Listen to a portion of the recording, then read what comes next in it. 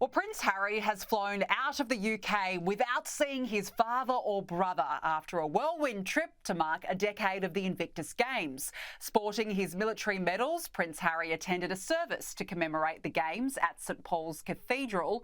And at the same time, just 5 kilometres away, King Charles entertained guests at Buckingham Palace at his first garden party of the season, where he was joined by Queen Camilla and several other members of the royal family. Joining me now is Tim Hewitt, former ITV News royal editor. Tim, good to see you as always. Thanks for joining us. Let's start with Harry's whirlwind visit. How was the wayward royal received over there?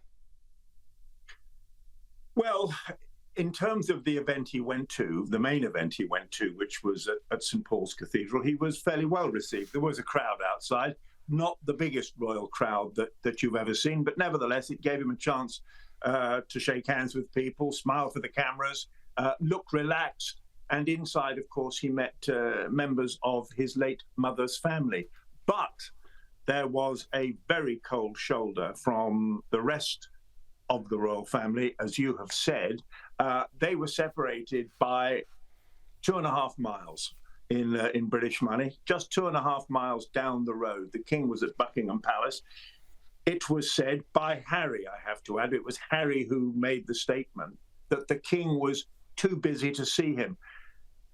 It's kind of hard to accept that, really. He was at a garden party. He wouldn't have been at that garden party for more than 30, 45 minutes at most. Harry was in town for the rest of the day. He had one more small event, but there was no contact. And it's not very difficult today to speculate that the rift between them all now does seem irreparable. It's hard to imagine now how this rift is easily going to be mended. Well, look, you raise a good point, because given he wasn't there for very long, yet King Charles said, I can't fit him into my schedule. I mean, you've got to think that the rift has now gone beyond repair. I mean, you can't be surprised given all that Harry has put the family through. But the fact that they wouldn't even try and fit the son into the schedule, it speaks volumes, doesn't it? Yes, I mean, Harry doesn't, to be fair, Harry doesn't help his own cause. I mean, the last time he came here, after his father's cancer diagnosis was announced, he spent 30 minutes with his father, the king.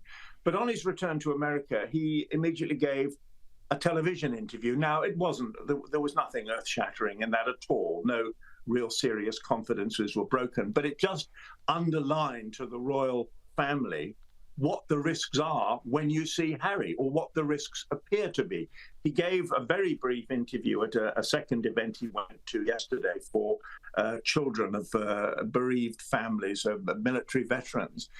And he said nothing controversial at all. But, he still was talking on camera, and that frightens the royal family. And I think the other point to remember in this, Danica, is, that the king is undergoing fairly intensive cancer treatment. Now, I know he's been seen out and about in public now, but nevertheless, there is a strong suggestion that his medical advisors might very well have said to him, look, you need to keep stress to an absolute minimum. And Harry, right now, is stress. Oh, absolutely, no doubt about it. Now, speaking of King Charles, he's marked 1 year since his coronation.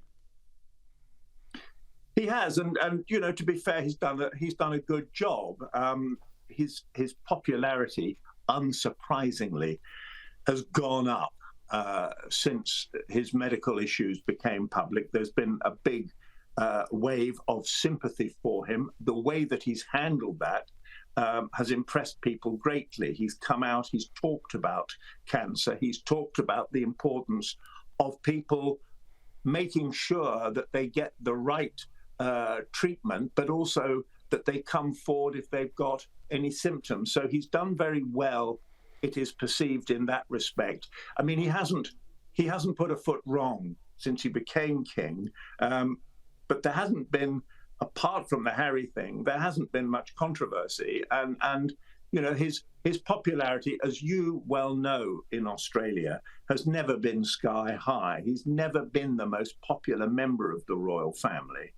But I think the view here is that he's doing a good job. Yeah, absolutely. And it's good to see him back out, of course, after his cancer diagnosis.